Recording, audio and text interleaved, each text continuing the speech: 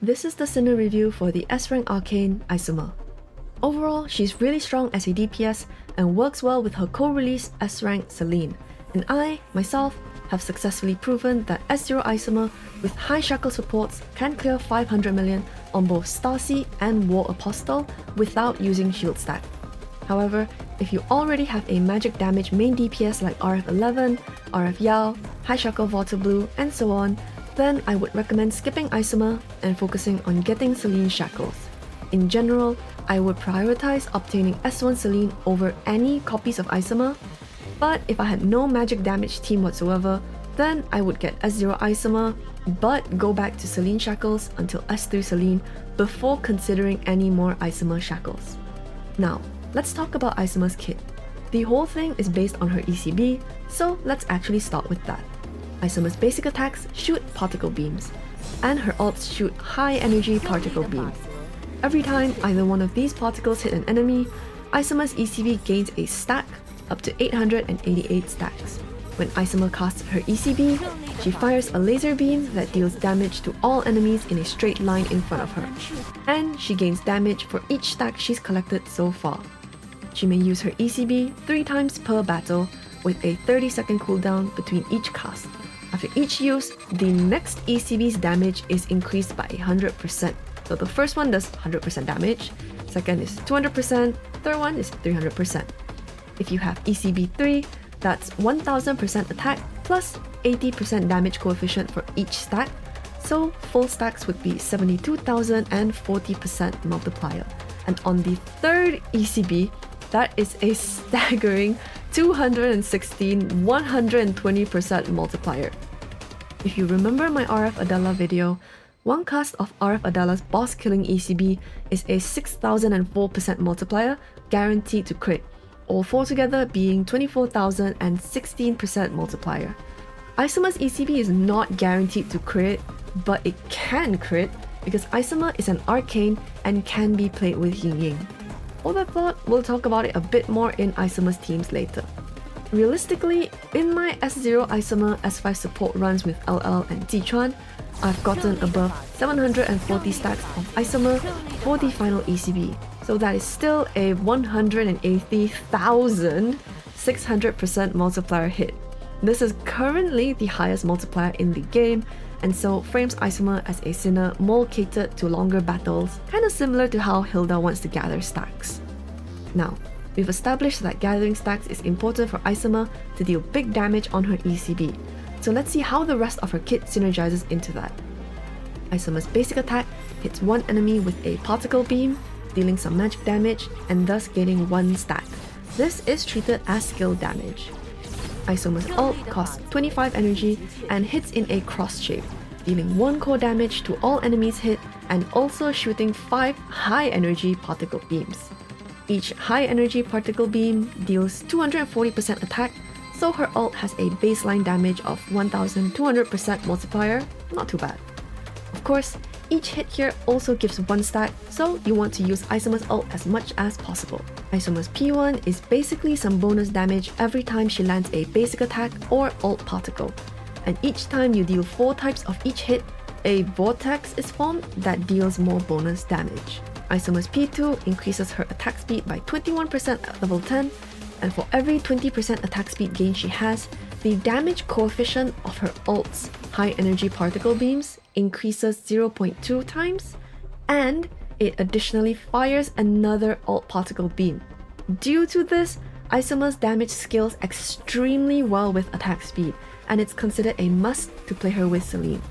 You can see a chart here about the relevant breakpoints for Isomer. If you are curious about how attack speed works, do check out Celine's Sinner review where I talk about that in more detail. Due to this scaling being very good, we actually recommend leveling P2 first instead of ult, unlike most other Sinners where ults are leveled first. So please remember that if you want to play Isomer, Celine is considered a must pull with her to form a team. Moving on to shackles, Isomer's S1 increases her ult range to be a 3x3 square, and additionally fires 3 more ult particle beams, increasing both the direct damage and the amount of stacks for her ECB laser. I would strongly recommend S1 for most players if you do not have a magic damage DPS yet, S1 makes it really easy to get over 400 million to 500 million without molding if you have S3s and above supports for Isomer, and her ult damage itself is pretty good for general use. S0 is possible, as I've proven, but it requires some notable hair loss and salting, and several S5 shackles on supports, so you decide what you prefer. Isomer's S3 makes her P1 trigger more often and deals more instances of bonus damage. And also, whenever her ult particle beams cause the vortex, she gains 1 energy. This feels really nice in practice, and you basically get 3 to 4 energy back each time you ult, depending on how much attack speed Isomer has. Definitely worth grabbing for people who want a powered up Isomer, but honestly, currently quite overkill for current HP levels in the game. Who knows, maybe the next TOA will be 1 billion HP. On to team building logic. As we've established, Celine is quite important for Isomer's team, so we can assume she's a must-have when playing Isomer. So who else do we need? Since Isomer is an arcane, if you put Ying into the team, Isomer becomes able to crit on all her damage, so that's a viable route. This is further backed up by the fact that TOA 14, which comes in about 2 weeks after Isomer's banner, releases a new crime brand set using Isomer CG picture, which grants very high crit rate and crit damage bonuses. This is a very strong meta set, and you will see it in a ton of runs in every game mode from now on. Like, you know how Inversion Slash is everywhere? This is gonna be everywhere as well. On like Bianca, on 11, on Isomer, on everyone. So please make sure you log in to clear your TOA runs and grab it for free. As the condition only allows 1 more arcane, we will fill that out with Ying, so the rest of the team should be other energy and crit emperors like Yelena, LL, Dichuan, RF Ovo, Yugu, and so on. You cannot use arcanes like RF Raven or Millie here, as it would fail the condition of the new crime brand set.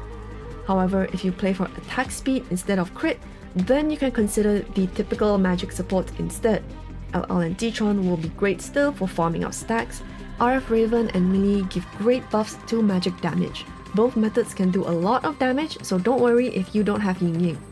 Personally, I do find that LL and Dichuan are really wanted by Isomer because her ult hits hard, but it has a higher energy cost than Water Blue. This isn't apparent in S3 Isomer, but you can definitely feel it for S0 Isomer. So if you need to just kill 2 mobs in a corner, it's kind of a waste that you need to use 1 whole Isomer ult for it, while 1 Water Blue ult is really cheap and doesn't feel as wasted, and you can distribute the damage more purposefully in a way. I would say if you have S4 or S5 Water Blue already, that she's more versatile than Isomer, and even now, I still use my S5 Water Blue a lot more than my S5 Isomer on my CN account, which has both.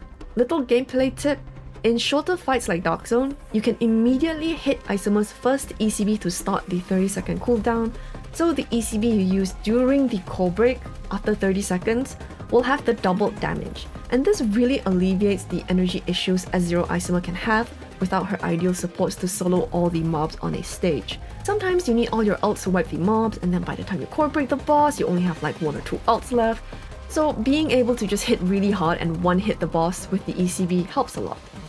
All in all, Isomer is a great magic damage main DPS with strong multipliers, but wouldn't say it's anything irreplaceable.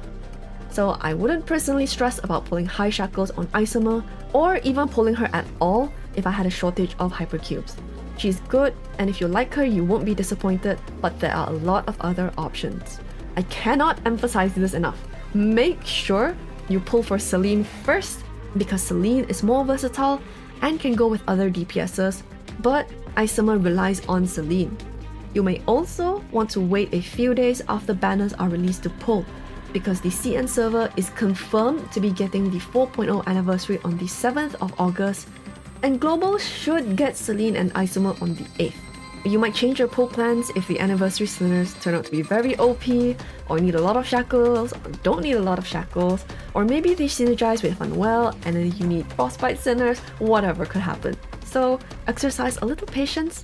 I'll get back to you as soon as I can with news about the anniversary sinners and recommendations. If you want to see my off-stream testing of the anniversary sinners as soon as it happens, you can join the Path to Yelena Discord in the pinned comment. You will see me posting screenshots and clips and begging for brain cells from other molders in there. I'll be doing a watch party like last time, so prepare some snacks and drinks, and I will see you very soon. Bye bye!